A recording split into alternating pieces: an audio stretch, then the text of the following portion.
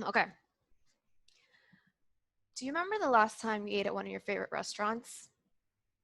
I remember mine. We just finished a long hike and we were ready to treat ourselves. I went to the restroom to wash my hands, and I noticed an employee leaving the toilet without washing his hands, heading straight to the kitchen. I confronted the front of the house, who confronted the employee, and he admitted to not washing his hands. In that moment, a trust was broken, a trust between customer and business, a trust that our food is being handled safely. And if we can't trust you to do that during a global pandemic, when can we trust you? This led me to my question. How can restaurants sustain high standards for hygiene? But more importantly, how can we eat safely in our favorite restaurants? I started my research online. I found out that 1 out of 5 Australians don't wash their hands after using the toilet. 2 out of 5 don't wash their hands before touching food. And we see these differences between men and women as well. 1 out of 5 women don't properly wash their hands, and 2 out of 5 men don't properly wash theirs. When I started my one-on-one interviews, I talked to chefs, bartenders, servers, bar owners, and hospitality workers. I learned a lot about the environment and the culture, really. It's super fast-paced. One woman said, "You're moving so fast, you don't have time to think." And they work really long hours, 50 plus a week. Some people work 2 jobs just to make ends meet. And there's no accountability for hygiene, really. One woman mentioned going straight from commuting into the kitchen to unthaw meat without washing her hands. That was Subway, by the way. Don't eat there. Don't eat there. There was also a sense of helplessness and fear amongst the staff. The staff felt like they weren't being heard and they didn't feel safe. As I looked at patterns within my research, I recognized that my initial problem was not the problem. Inadequate hand hygiene was just a symptom of a much bigger cultural problem within the restaurant business. Each interviewee I talked to talked about their manager, either with respect or disdain. And I also realized like the manager's relationship with their staff affected every aspect of the business. Here's how. Managers who invested in their staff's professional development fostered longer-term employees. Managers who regularly checked in with their team instilled a sense of community. And if there was a sense of community, staff took pride in the work. And managers who showed up and actually did the work fostered harder working employees. They showed up early and they stayed late. I wanted to continue my research and look at particular behavior changes. There was a 19 studies experiment by the University of Illinois in the US. A researcher wanted to look at how to make children eat vegetables that they hated. So this wasn't just having children eat vegetables, this was specifically around eating vegetables that they hated. Yes, you can tell the child if they eat their vegetables, they'll grow up strong. You can even bribe the child with ice cream afterwards, or you can be a role model and eat the vegetables yourself. Those things could help, but one thing that the researcher found to work every single time was when she placed the child who didn't like peas at the same table with children who did like peas. At the end of the meal, the pea hater was eating peas like a pea lover. In other words, peer pressure always worked. At this point in my project, it would have been easy to blame everything on the managers. But this is why empathy mapping is so powerful. I really got to see and feel how much work the managers have. They have so much on their plate. They have to worry about costs. They have to worry about revenue. They have to worry about training new staff. They have to worry about retaining current staff. They have to worry about customer satisfaction. And on top of that, hygiene.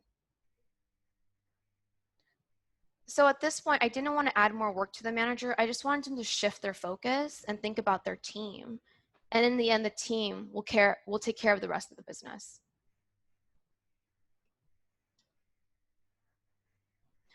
Okay, it was time to start designing, and this is my first iteration and chicken scratch of my wireframe. And I wanted my product to hit on 4 points. I wanted it to be an employee and team focused product. I want to level out the power dynamics between manager and staff. I want to refocus the manager's priorities. Again, have them focus on their team. And I wanted a place for staff to report sanitation incidents.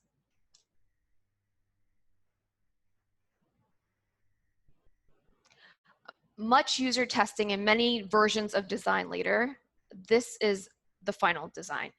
So as an employee, I can log onto the app. I can rate my manager via a series of questions. Think of it like a culture amp survey. I can report incidents, sanitation incidents. I can recognize a peer. I can give a shout out to a colleague who's doing a good job. And all the manager rankings will show up on the landing page. And the idea here is to have, terrible managers or managers who aren't doing a good job really step up and do a better job.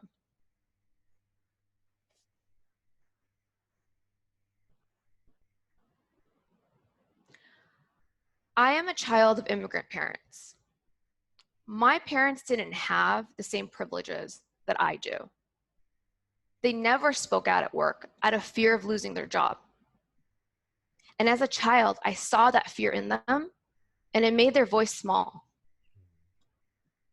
I started out this project wanting to solve a hygiene problem from a patron perspective. But in the end, I realized I want to live in a world where people are respected at work, regardless of their title and regardless of what they do. And I want people to feel safe enough to voice their opinions without fear of losing their jobs. Thank you. Any questions?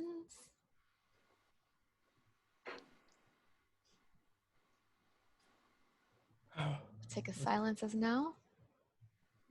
No, I have a question. Yes.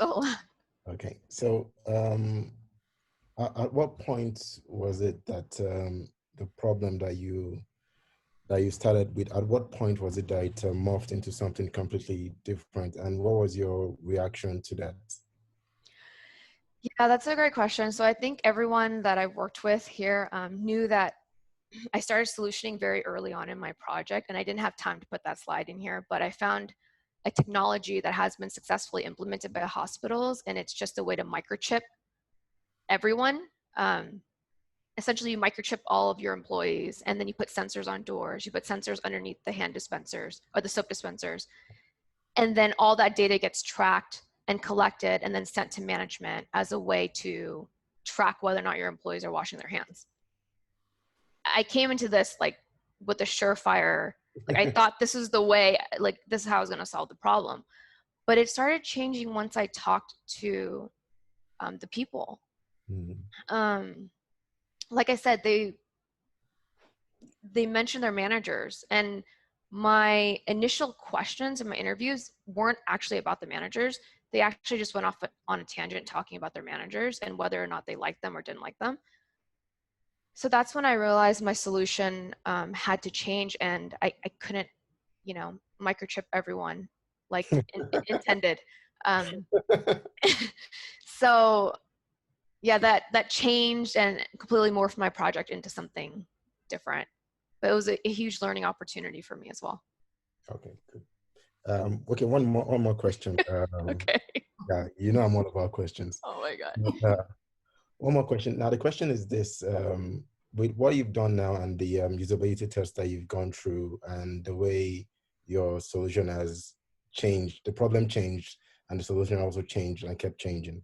What I want to find out is, do you foresee alternative applications of this that you've created? Because there may be, we've never discussed this, but there may be the issue of staff, restaurant staff and the likes not wanting to actually use the app for fear that there's no real anonymity in instances where they want to actually say negative things, basically say the truth that's negative. Yeah. And what's your work around that? Have you ever thought about that? And secondly, are there alternative applications for this aside from just the hospitality industry?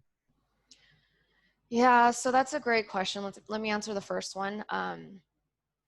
We have something similar at my workplace called Culture Amp, and that is something that is encouraged by our entire company to complete. And it's just a way to get more visibility on our culture, whether or not employees are happy, whether or not your managers are actually treating you well. Um, and it's not forced; it's all on voluntary basis. And our leadership they make us feel comfortable in a way where they say there's no, like, just be honest. Like, they really just want us to be honest, and I personally feel safe um, being honest in all my survey questions. So there's definitely an element of the leadership has to create a safe environment for the employees to actually want to use the product as well. But as I saw in my research, this affects every aspect of the business. So if I'm a restaurant owner and I see that my staff aren't happy, I know it's affecting my revenue first and foremost. If I want to make money, then I got to make sure my staff are happy. And a way to do that is to get honest and concise feedback. Good. Yeah. What was the second question? The second question Okay. was alternative applications. Do you see the solution you've built, even though your research was mainly for the hospitality restaurants, basically, but basic hospitality industry? Do you have ideas? This is you thinking further, yeah. If this solution can actually apply to other industries. Yeah, I mean, maybe I would change the sanitation aspect of it because that was specific for restaurant businesses and hospitality industry. But I think if you just give people a safe space to speak and talk about things, like, you will uncover a lot of the problems, and you might even innovate, right? Like, it might push your company forward in a way that you didn't think possible. And it may even reveal to you, like, a lot of the bad eggs that are in the company.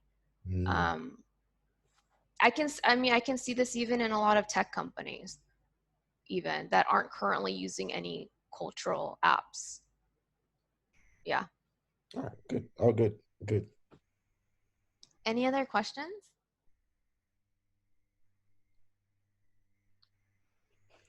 Not for me. All right.